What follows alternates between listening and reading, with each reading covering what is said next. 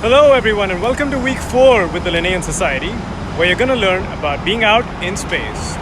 To kick off this week, I'm standing outside the British Interplanetary Society, which is much like the Linnean, a group that is dedicated to space advocacy. This society was started in 1933, which makes it one of the first, if not the first, society dedicated to space studies. It is, however, much younger than the Linnean Society, which was started in 1788. That's almost 232 years. This kind of shows in the area that it's based in. South London, underneath really tall skyscrapers. The Interplanetary Society reflects my love for all things space, such as this Saturn V rocket, which in 1969 took us to the moon. The Linnean Society reflects my love for nature, of being out in space. Now that we're home, I can take my hat off. It's been a really warm day outside. At this point, you're probably wondering who I am. So let me tell you a little bit about myself. I am a lecturer in spacecraft engineering at Queen Mary University of London, and this involves primarily two roles: teaching and research. Let me tell you a little bit about both.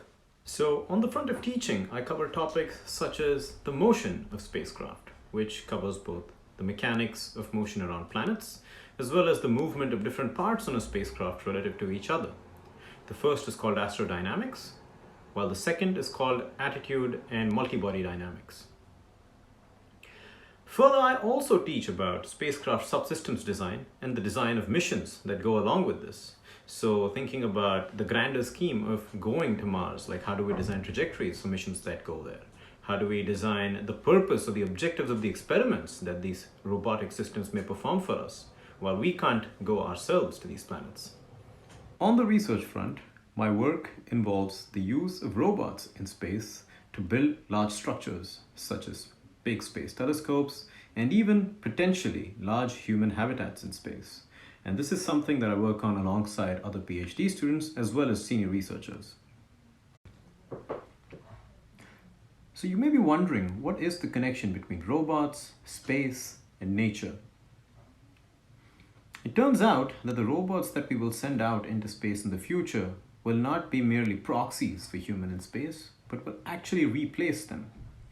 Replacing astronauts so that they don't have to perform the same dangerous tasks that they do today is very essential for space exploration and also eventually our habitation.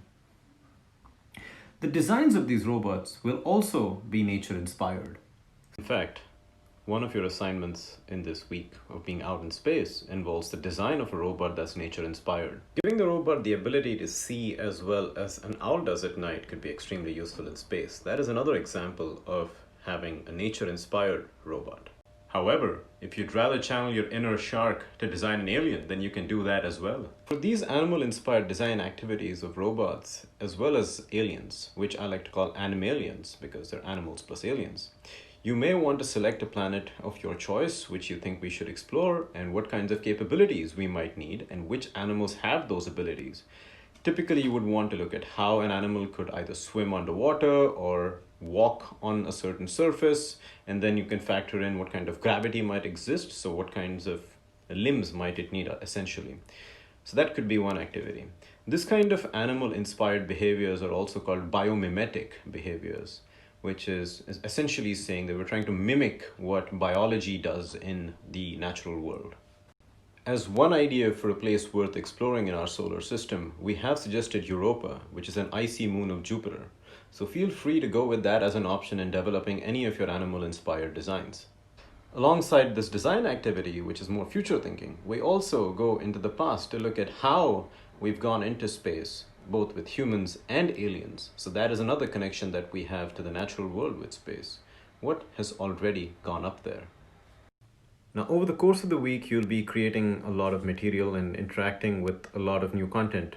And to exhibit some of what it is that you learn and that you make, you do have the option to submit everything digitally without making a video recording. But I would highly encourage trying to get in front of the camera.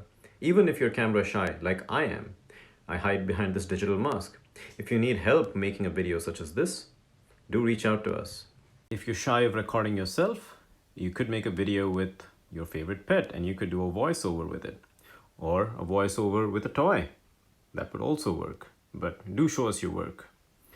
You could also come in character if you wanted to wear a clown nose, for example. Now, I'm sure that whichever way you choose to present your work, you're going to have a lot of fun doing so. So I look forward to receiving whatever it is that you do learn and make during this week of being out in space.